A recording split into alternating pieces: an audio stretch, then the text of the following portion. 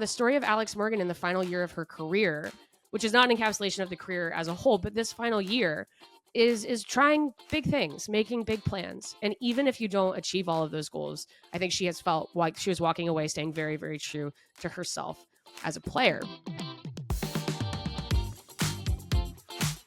Hello, everybody, and welcome to this week's edition of The Late Sub. It is Monday, September 9th. I am your host, Claire Watkins, and this is going to be a little bit of a reflective episode, maybe. We had some really big women's sports news touch points this week with some big stars making some big announcements, and maybe sort of the theme of today, as we've seen maybe some chapters ending and some chapters beginning as we move into this transitional time for both the NWSL and the WNBA. Summer is coming to a close.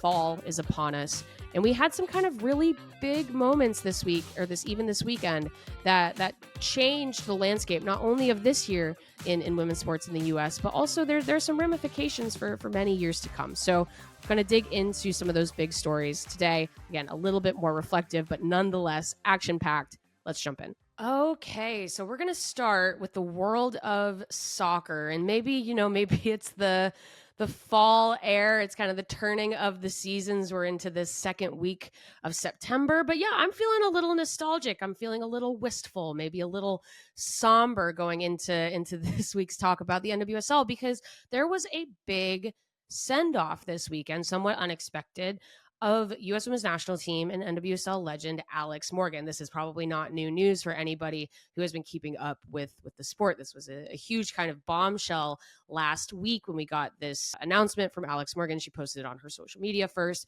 that she is stepping away from professional soccer immediately because she is pregnant with her second child, which is wonderful news. I think she explained it really well, I thought, which was that she had kind of always expected to step away from soccer after this season. She had her 2023 kind of went the way that it went, some highs, some lows. She was at peace with the idea that this was probably going to be the last year of her career. Pregnancy changes that in that she's just simply no longer available to play for San Diego. And I thought it was very nice that both she and the Wave put together this big game, this big weekend, and we saw the women's soccer world kind of adjust accordingly, and we'll talk about that a little bit, to make sure that she got at least one send-off moment while she was still able to play on the field. I think she's going to be at San Diego Wave games. I don't think she's stepping away from the team entirely. She is just simply no longer available to play for them. And I just want to talk about that. So we did a YouTube exclusive reaction to this on the day. It was on Thursday. And so if you're interested in those first thoughts or more extended thoughts, maybe go to the Just Women's Sports YouTube channel and we'll hit on that. But I do think it was very worth it to sit down today with a couple days to process it and to sort of witness what we saw this weekend, to talk about how maybe this weekend reflected how the women's soccer world has changed and how Alex Morgan has changed women's soccer. And also, I wanted to quote Morgan herself a little bit today, because we got some really nice availability with her. She did a press conference before the game, and she obviously did the post-game presser after the game. Alex Morgan is a player that we have heard from a lot, right? She's always been very comfortable doing media for the U.S. Women's National Team, media for San Diego. She understands that that's a serious responsibility for her, but it's not always talking about herself, right? She loves to talk about her team or her teammates or where the team is going. And she actually, this is one of the things I want to talk about. Usually she's very focused in those availabilities, because one of her great talents as a player was her hyper focus and how she was able to lock in for periods of time when a trophy or a medal was on the line. And so it was nice to sort of hear from Morgan just talking about herself and her journey and her emotions. And I think, again, a credit to her for probably as unexpected as the immediate walking away from the game was. It sounded like she had already done a lot of thought about it. And I also thought that this is a good moment to just sort of reflect on how these final years for these legends, and I think we've seen this a couple of times in the last couple of years, whether it's Megan Rapinoe, right? Megan Rapinoe, she's going to try to walk off into the sunset, and then instead there's this sort of struggle in the World Cup, a disappointing World Cup for the United States. She misses a penalty during the 2023 World Cup. She tears her Achilles in the final game of her career, and the Reign do not go on to win the NWSL championship. As everyone remembers, on the other side of Ali was Ali Krieger, who did kind of get that storybook ending to her career. We saw maybe Julie Ertz came back, and she had not personally, she was great, but the team had a disappointing 2023 World Cup. that was the final moment of her career. She has a send-off for the U.S. Women's National Team, and that's that. I think you have to talk about someone like Sam Mewis, right? Sam Mewis, it seemed like she had so many more years ahead of her, and the rehabilitation that she thought she was going to be able to do on that knee just never quite took, right? And she had to announce her perhaps untimely retirement this year. These are the kinds of sports stories that I think are why people do get so attached to sports. And I think women's sports walks that path the same way any other sports journey does, which is that sometimes you do get that storybook ending. Sometimes you get to ride off into the sunset. I think for Alex Morgan, she had this idea, and I think this makes sense. And again, she talks about this, and I'll use her own words in a second, but talks about big dreams for 2024. I think that she had. I think if I kind of maybe paraphrasing or reading between the lines, I think the way she was trying to manifest her year was another very successful year with the San Diego Wave after winning the Shield last year. Go deeper in the postseason, maybe compete for a championship, make it to an NWSL championship game, compete for that trophy, right? I think she was imagining one final tournament with the U.S. Women's National Team in Paris with the Olympics. I think, you think of that cycle, of that 2-year cycle. And then I think a lot of players think about their future after they get through that back-to-back cycle of World Cup to Olympics. I think she thought, okay, one more run with the U.S., gold, maybe gold or bust, or just to have that experience one more time, pass the baton, and then feel very at peace with that decision at the end of this year, I think. And it just didn't all go quite to plan, right? She had been kind of struggling in the league this year. She was left off of initial rosters for the United States at the beginning of the year. She's added onto the Gold Cup roster due to injury. She plays for that. She's one of the last minute people left off of the Olympic roster, which I don't think is what she was envisioning. And then obviously in terms of the pregnancy, I think she was very clear that this was always, I think, in her family's future, because future family is very important to her. But it just happened on a little bit of a different timeline than she planned for, right? And I do think, again, it's sometimes those are the classic sports stories. Rather than walking off with one big win, it is maybe you get everything you wanted, but it's just not always in the way that you thought, and it's not always in the timing that you had planned. And I think it was kind of in this microcosm of this final game that she played in San Diego this week, in San Diego on Sunday, which, shout out, I mean, the Wave have had their troubles this year, and especially on the field and also off. But what they were able to do operationally to put this together for Morgan last minute, it was pretty incredible. They welcomed over 26,500 fans at the last match with like 3 days notice, knowing it was going to be Alex Morgan's last match. There were fans from all over the country. There were international fans who made it. They were able to kind of pull together different shout outs from different legends across the league. The resources to multicast the game, where it was the first women's sporting event to be multicast across multiple networks. It was on ESPN2, it was on CBS Sports, it was on Prime, it was on basically anybody who has a hand in investment in the TV broadcast deal for the NWSL was in on this, and they were doing it all at the same time. To be able to pull that together that quickly, I think is, again, just not only a testament to Morgan's popularity, great popularity, and what she means to the sport, but also just how the sport has grown in her time in women's soccer. And I think, you have to look at that as if the fact that it was able to be put together quickly, and it was such a great success. But then on the pitch, there was a plan, I believe, to sub Morgan off. Like I said, she is pregnant. She cannot play for a whole game. There was a plan, I think, to sub her off in the 13th minute, which is, evocative of her number that she wore for her entire career. And instead, because the NWSL doesn't always adhere to plans either, in sort of the way that things happen on the pitch, the game is 1-1 by the time Morgan subs off at the beginning of this game. There were a lot of goals in this game. And not only is it 1-1, but she also has had the opportunity to take a penalty, and that penalty is saved. So Morgan actually has a chance to get a goal in this final match and put San Diego ahead, and that penalty is saved. And shout out to Meg Linehan. Everybody knows Meg Linehan. She was taking photos at this game, and there's just sort of this perfect photo of Morgan after that saved penalty, and look on her face is not one of disappointment. It's really not. It's just kind of a wry smile of course. And she talks about this after the game, and it reflects something that she had said before the game in the press conference as well, which is that this year didn't go to plan. It was a difficult year for her professionally. This is probably not, when she looks back on her career, going to be the first thing she thinks of when she thinks of the highs. She even said this is what she said in her press conference before this game. She said, looking back, this is in no way like I imagined through the Olympics, through the season that San Diego is having. But she says, in no way would I ever regret playing one more year, because I've always told myself that if you don't try, you can't succeed. The only way to succeed is through trying and giving everything. And that's what I've tried to do. And she even sort of encapsulated that saved penalty into this after the game on Sunday, where she said, I came off the field and I thought to myself, that's the best example I could give of betting on yourself, is taking a penalty like that. And I think that's just how she says, I've tried to live my life and my career as a soccer player.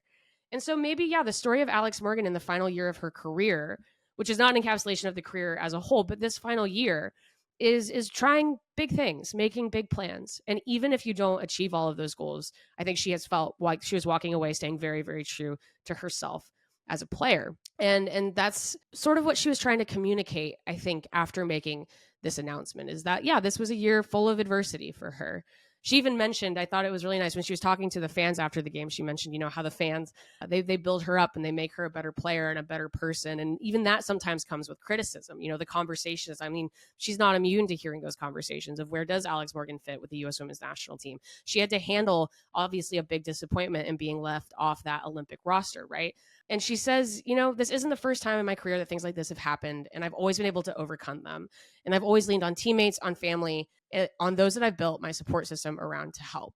And I'm so grateful that I have such clarity in the decision that I made at the start of this year to retire, because yes, it's cut short, but it was a year that I am so grateful for, regardless of all the ups and downs.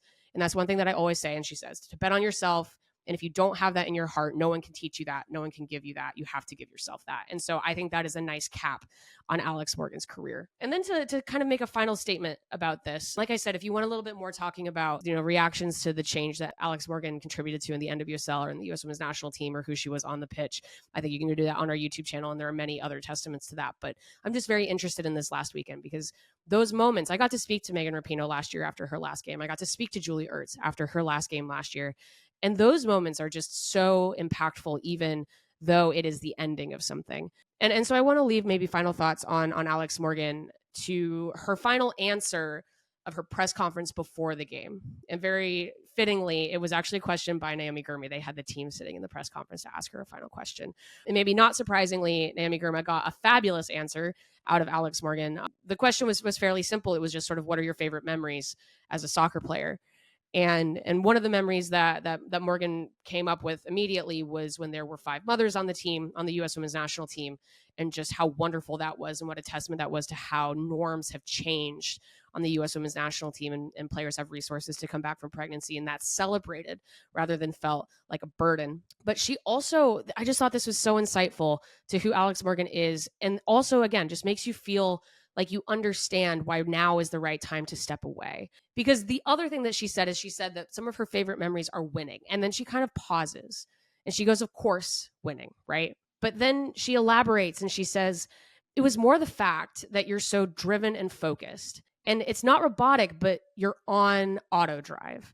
You feel like you have blinders on and you're looking forward. And then when you win a trophy, like I'm now elaborating, if you win a trophy like a World Cup or an Olympic gold medal, she says, you get to celebrate with your friends and family, and you get to be human again. You're not just an athlete. And I think that's the best part. We're all humans, and we all have emotions, and we all have vulnerabilities. And in sports, a lot of times you're so shut off from that. You're disconnected from your emotions, from the real world, because you're so driven, so winning that you're so driven, so winning, it just feels like you can be human. And you can celebrate and you can enjoy and be vulnerable and smile. And she says, sometimes you don't smile for weeks at a time and you don't realize it until you finally get to that end point. And that sounds to me like a player that is really going to enjoy retirement. So again, mixed emotions, but I'm very excited to see what happens next for Alex Morgan, the human, right? The human being who gets to become a more expansive version of herself after many, many years of very hard, focused, driven work. And then also, just to kind of recap this and maybe tie it into the bigger NWSL picture for this week. Again, maybe I'm feeling a little somber, feeling a little melancholy. It seems like what we're dealing with the NWSL this week is some teams just really struggling to hang on. We've got this middle of the table, and maybe San Diego is the best example of this. Alex Morgan is leaving a San Diego team in a bit of a free fall. That's a major storyline of this season, right? They have an interim manager in Landon Donovan who does not have women's soccer experience. They're winless in the NWSL regular season since firing Casey Stoney very abruptly. They're struggling to get players like Jaden Shaw healthy. Obviously, Naomi Gurmey has still been very good for them, but it's been a struggle. Kaylin Sheridan was ejected in this game against North Carolina. They lose this game 4-1 in Morgan's send-off game. North Carolina is surging. They've very firmly kind of taken over that 5 spot from Portland, but San Diego won the Shield last year, and now they're sitting in 12th place, way off the payoff pace. No Stoney. They've traded Abby Dahl-Kemper. No Morgan. This is just not the team that was unveiled in 2022. This is very different. This is a very different organization, or at the very least, the face of the organization is very, very different. And like I said, they still have some very talented players, but this is perhaps, again, it's interesting. Like you said, best laid plans to see Alex Morgan, who did not plan to walk away at this time of the season, obviously, but walking away from a club that has a lot of work to do, I think, to win trust back in a lot of different areas. And you're seeing a kind of league wide. Maybe it is the post Olympic doldrums. Maybe it's fatigue.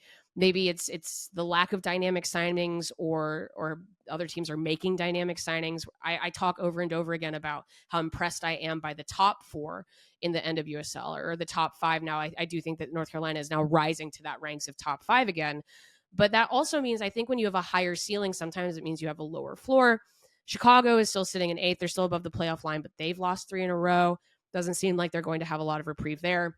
3 different teams have gotten sniped by the Seattle Reign, who are making a nice push themselves. Hard to say if maybe the hole that they've dug for themselves is too deep, but North Carolina, Louisville, and this week, Angel City, who had a couple really nice weeks, and then they revert back to struggling to control things. It was just a frustrating match for Angel City after feeling that maybe they were building some momentum. Portland has lost 3 in a row now. They are in 6th. I mean, they're still kind of comfortably above the playoff line, but it just feels like they're stuck in first gear. It doesn't feel like they have that next level to what they're able to do. The defense is still a big issue for Portland.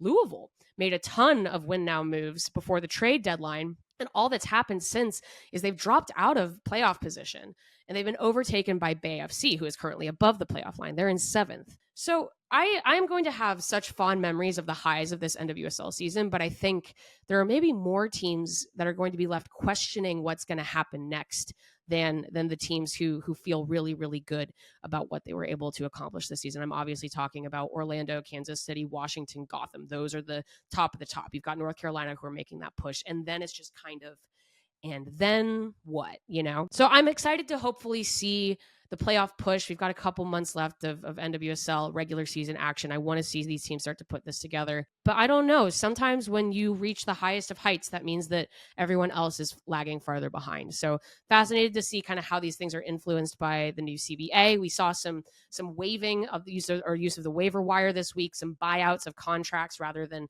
the trade deadline has passed now with the new stipulations for players for trades. Don't know if that affects things. We've seen Utah say goodbye to a couple of players. We saw Houston say goodbye to CeCe Kaiser, who then just got picked up by Gotham. Like I said, Gotham having a great season. Yeah, it's just a nebulous time for the NWSL, and maybe that's where this moment of Alex Morgan stepping away leaves us. But yeah, it'll be really interesting to see how this playoff push goes, because you do eventually want to see some of these teams. There's this long history, right, of teams starting in the lower seeds of the playoffs, especially in recent history, and making this push to the final. But I don't know if I see it this year, though I would love to. So interesting times for the NWSL. And then speaking of interesting times, also interesting times for the WNBA. Another, again, kind of like up and down bittersweet moment this weekend. Now we have 7 teams that are already clinched for the WNBA playoffs. And I know that the NWSL and WNBA run concurrently, but the WNBA does stop significantly earlier than the NWSL does. There's only, I think, about 12-ish days left in the WNBA regular season. 7 teams of the available 8 have clinched. 2 teams have already been eliminated from playoff contention. And that leads us to the big headline, because right now there's 1 spot open in the playoffs. Only the 8th spot is open and available, and there are 3 teams in the running for it, which leads us to our big headline of the weekend, which is that Chicago rookie Angel Reese is out for the rest of the season with a wrist injury. Now, Chicago is currently in 8th, and they are doing okay. They win 2 games after dropping 7 to maintain that lead, that 1-game lead over Atlanta in the 8th spot. Not only right now do they have a game advantage over Atlanta, but they also have a tiebreak advantage over Atlanta. However, there is 1 more game between the 2 teams coming up, so that tiebreak could go away technically. So Reese basically suffered a hairline fracture during Chicago's big win against LA on Friday. I was actually at this game. To be honest, I had no idea. I was at this game. I spoke to Reese post-game, had no idea. But if you go back and you roll the tape, you can see her. She has a fall in the third quarter. It was on an and one. She kind of falls on her hand. And then you can see kind of throughout the fourth quarter, she begins to sort of favor that wrist. It's her shooting wrist. You can tell that she's in bigger discomfort. Seems like maybe after post game, once the adrenaline wears off, you see like, oh, there is an actual problem here. They do scans and they see that she has a hairline fracture. Incredibly, she finishes this game with 24 points and 12 rebounds. Her final shot of the game, and as it turns out, her rookie season is a 3-pointer. Like, she's constantly talking about, even in post game was talking about working on becoming that stretch four. But with something like that, and with a player of her age and her importance to a team like Chicago, and with how little time there is left in the season and even in the possible postseason, they do elect to have surgery for Reese. She's having it on Tuesday. It's Monday now. She's going to have it on Tuesday, she said on her social media. The risk of not having surgery is just greater long-term damage or pain. It doesn't make sense to even risk any pain for a 22-year-old on her shooting hand, right? Doesn't make any sense at all. So they're going to shut her down. I don't actually think she's going to be in a cast for that long. Again, she kind of explained it on her own TikTok, where she is going to be in a hard cast for 4 weeks. She's going to be in a soft cast for an additional 2, and then she's just going to be rehabbing. She fully anticipates to be ready to go by the time Unrivaled League, the 3v3 league that's happening in Miami, and the offseason rolls around in early 2025. But it does change things, not only for Chicago, but we've been talking about this over and over and over again this season, of what this rookie class has meant to the WNBA, this rookie of the year race between Angel Reese and Caitlin Clark. And I think we have to now sort of contextualize it with injuries are now a big part of that story. I think sometimes I was actually sort of rueing the fact in the last couple of weeks that we lost Cameron Brink so early in the season, because I actually think the rookie of the year race would have been a 3-player race instead of a 2-player race. I think Cameron Brink, with what she was starting to do, if her minutes had begun to expand and maybe LA's approach was a little bit different, I do think they adjusted their approach to the season after Brink went down. I think this would have been a 3-player conversation. We would have been talking about Brink, Clark, and Reese. And I also just think that it's a once again, maybe highlighting just this greater opportunity for injury when you have players, this truncated schedule. If you make a deep run in the NCAA tournament, you go to the WNBA, you immediately start playing games. Now, obviously, Reese's injury was not sort of a repetitive injury at all. She fell on her wrist, but there is sort of this, the more opportunities to get injured, maybe the more likelihood of it. And it's a big impact for Chicago, too, who was sort of in the middle of their own playoff push.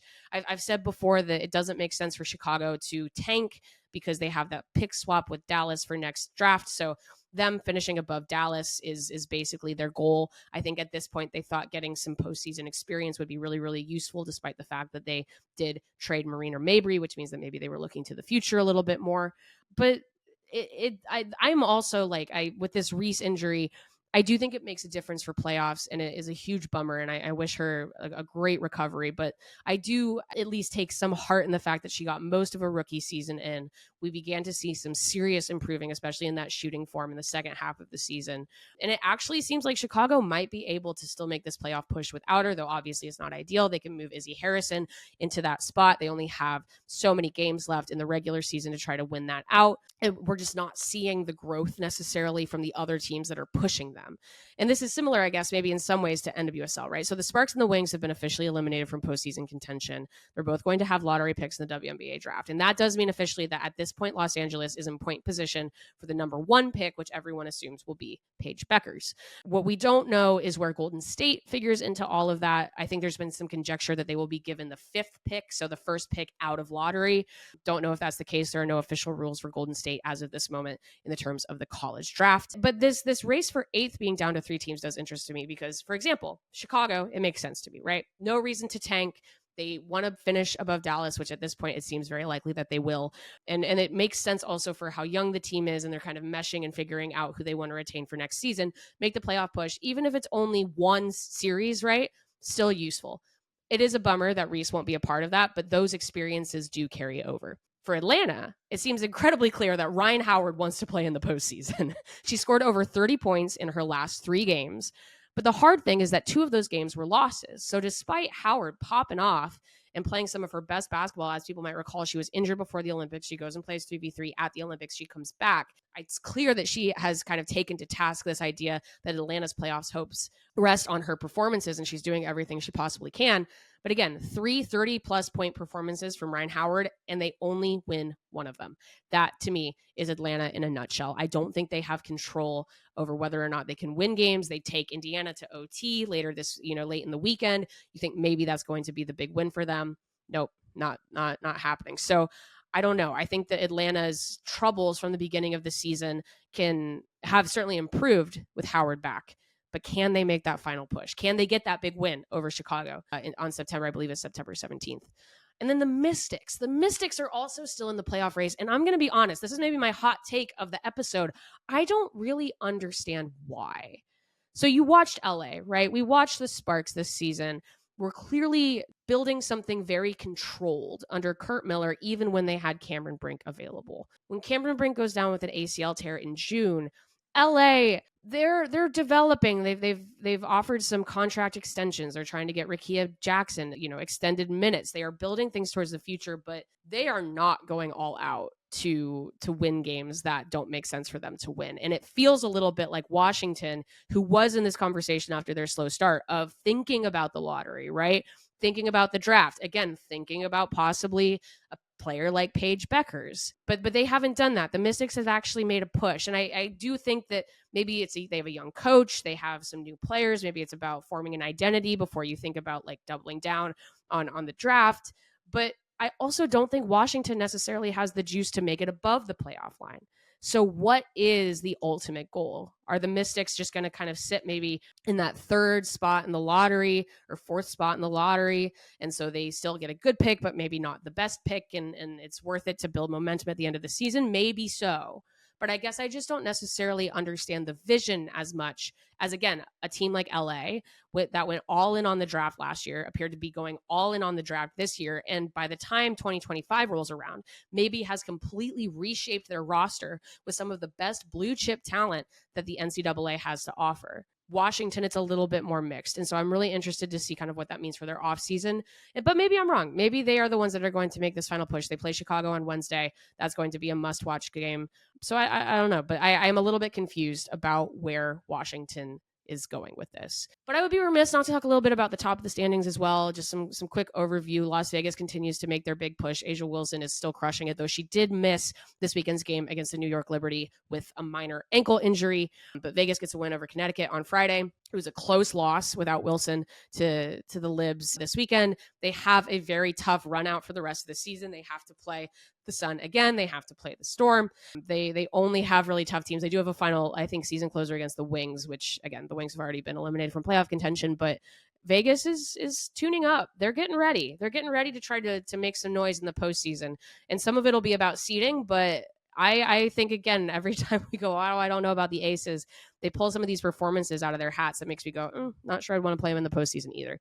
Indiana has stayed really fun. God, Indiana's offense is really fun to watch right now. I like the way that they play. They've got everyone kind of hitting. They've got Clark playing well. They've got Aaliyah Boston playing well. Lexi Hull crushing it from the 3-point range. They have a fabulous kind of barn burner against Minnesota where they hang with them until they kind of can't in the last 3 minutes because Minnesota, I think, is a true title contender. And then they get a nice win over Atlanta in overtime on Sunday. I like the Fever. I would not want to play the Fever in the postseason. And we're just seeing these teams who have already clinched truly begin the work of preparing for that playoff atmosphere. Some of these games have looked seriously like playoff previews, and they've gotten me very, very excited for the WNBA postseason. I still do think if I have to hit front runners, I still feel like New York in Minnesota. I mean, maybe it's obvious to say like the top two, but just from what I've seen, the way that they can get contributions from a lot of different players, the way they run their offenses, and just with how, I guess maybe with the Aces, it feels like they are so dependent on individual performances, but also, again, really hard to bet against them. And then the Sun, again, they've tried to expand their shooting range. They're trying to shoot more threes. They're just less dynamic outside than some of these other top contenders, and I think that will always be my biggest question mark about them. And then also, just to talk about the other two teams, Seattle and Phoenix is still more in the middle. I've talked about this before. I don't know exactly what to expect from the Mercury. They've been overtaken at this point by the Fever. The Fever are surging. The Mercury are not. Interested what that means for their postseason possibilities. And then real quick, because we have the time, I want to do a little bit of a journey around some other women's sports, because there have been some really enjoyable other storylines that have been picked up over the last couple of weeks. As everyone knows, the Paralympics just finished the last couple of weeks in Paris. I had a lot of fun checking into the two maybe final big team events that the U.S. were in gold medal games for at the end of this weekend, where USA women's sitting volleyball, they earned their third straight Paralympic gold against like perennial frenemies China. That is a crazy. If you haven't looked at the history of women's sitting volleyball at the Paralympics, it's pretty cool. It has been either the US or China all the way back to 2004, and they constantly keep playing each other in this gold medal game. And this time it was the US once again who got gold. I really enjoyed watching USA wheelchair basketball. They earned silver. I find that very interesting. The Netherlands won gold, and the Netherlands were very, very good in this tournament. But just learning kind of the intricacies of the way that sport works, and obviously very similar to 5v5 Olympic basketball, but it has its own nuances with the style of play and the strategies, and have really enjoyed watching that. A shout out to the USA wheelchair basketball team. I also had a lot of fun watching the swimming events. It's a little bit different for the Paralympics, where swimming extends a little bit longer than just 1 week, where you do like the 1 week of swimming, 1 week of track. There was a lot of swimming. Really, really enjoyed that. And I just enjoyed Peacock's coverage of the Paralympics. I thought they did sort of the gold zone where they do the wraparound coverage. I really liked being able to hone in on different sports, and just really enjoyable. And I hope that that continues to grow. And I just am stoked. I mean, it's similar to the Olympics. When the Olympics ended, I'm just stoked to see how all of this looks in LA in 2028. I hope that the US will be able to make their own push in a couple of different other sports, maybe where they aren't traditional powerhouses, when they host the Paralympics in 2028. So very much enjoyed that. WHL, they have announced new branding. So women's hockey. And again, so I'm going to say this, it's Monday, September 9th, and we still don't know what the PL schedule is, and I would like to know that so I can maybe plan to go to some games. But they announced their team names. They will be the Boston Fleet, the Minnesota Frost, Montreal Victoire, New York Sirens, Ottawa Charge, and the Toronto Scepters. Now, these are the same teams that played in the inaugural season. For the people might remember, Minnesota won, but they were under generic branding and generic colors, and they are now kind of coming into focus. I have taken over Minnesota as my team, not bandwagon, but just because I live in Chicago, and I must represent the Midwest with my whole heart. I cannot wait until there's eventually a Chicago expansion side, but for now, I am a Frosty. I'm a Minnesota Frosty. I like the Frost, and excited to, again, hear more about the PWHL season that's coming up. It should be longer than last year. Last year it started January 1st. I think it's supposed to start a little bit earlier. So the sooner we can get that schedule, the better. Moving on to tennis. I got to attend the US Open for one evening the last couple of weeks. It was the very first night I got to see Aryna Sabalenka play her very first match. Turns out she was going to go all the way. Sabalenka, her serves in this tournament, ridiculous. It's kind of putting it all together. She was the player to beat from moment one, went all the way to the end. She wins the U.S. Open for the first time in her career over just a really nice run by Jessica Pegula, who made her first Grand Slam semifinal and first Grand Slam final. It seems like the U.S. Open was the place to be, though, the last couple of weeks for both men's and women's tennis. I'm like, I don't know. I feel like the post-Serena era, as short as it may be, I think maybe there was some question of like, who are the stars in women's tennis? Who are the people to follow? I think Coco Gauff is a really good example. She was not able to defend her title this year, but I think she is still one of the biggest stars and certainly emerging stars in women's tennis. But I just think there were so many good storylines in this US Open. I think always when you watch a player like Iga Swiatek, who is so dominant on other surfaces and hasn't always, and has won at the US Open, but didn't this year. You have Sabalenka, who is constantly trying to push Swiatek to try to push for that world number one ranking. Again, someone like Pegula, who hometown, she was upstate New York, born and raised. She was born in New York City.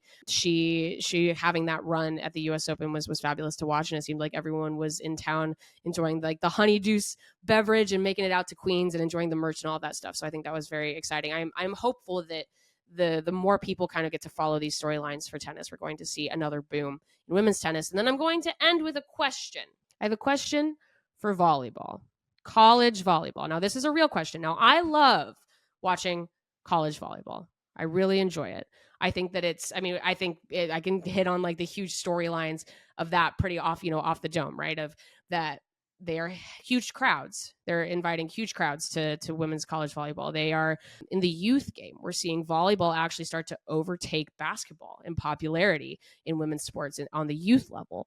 There was the expansion of the Big Ten to bring in some of the Pac-12 teams. You've got sort of this rivalry maybe between some of the Big Ten teams or a team like Texas, two-time defending champions. But at the beginning of this season, there have been a lot of upsets, like a lot of upsets. Texas right now is 2-2. They have a ranked loss and an unranked loss, which is kind of surprising. Wisconsin started the season 0-3. It was an ambitious first start to their season. All three of those were ranked losses, but they did not win any of them. They started the season 0-3.